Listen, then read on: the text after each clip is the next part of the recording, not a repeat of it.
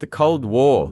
Chinese relations with the Soviet Union and the USA, from 1949 to 1973. Clash of ideologies rather than individual events. In October 1949, after the founding People's Republic of China, China looks into the Soviet Union to help transform it into a world power.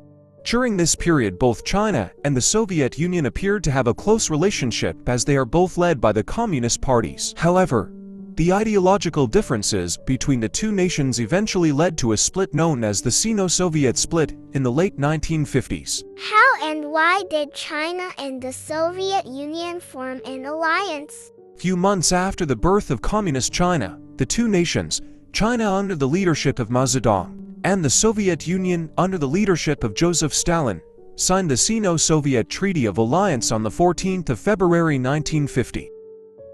Russia promised China an economic aid, which China invested on machinery equipments needed for defense. Simultaneously, Russia promised military aid in case of attacks from USA and Japan. What caused the agreements of the treaty to fail? Nikita Khrushchev becomes the leader of the Soviet Union after the death of Stalin. However, in 1956 Khrushchev does the unforgivable at the Soviet Union Party of Congress. Khrushchev distanced himself and the Soviet Union from Stalin with his speech entitled On the Personality Cult and Its Consequences, well known as the De-Stalinisation speech. In this speech, he denounces Stalin and exposes his territory, and he further claims that war was not fatalistically inevitable. This speech had huge and far-reaching impact for the international communist movement in general and particularly the CCP. Notably, to denounce Stalin was to denounce Mao. China started criticizing the Soviet Union for deviating from true Marxism-Leninism and accused them of revisionism and betrayal of the revolutionary cause. This ideological disagreement led to a period of hostility and competition between the two communist powers throughout the 1960s and the 1970s. What happens next? On the other hand, Chinese relations with the United States was also characterized by ideological differences. The US was engaged in the Cold War with the Soviet Union and viewed China as a strategic counterbalance to Soviet influence in Asia. The US supported Taiwan as the legitimate government of China, which further strained the relations with the communist government in Beijing.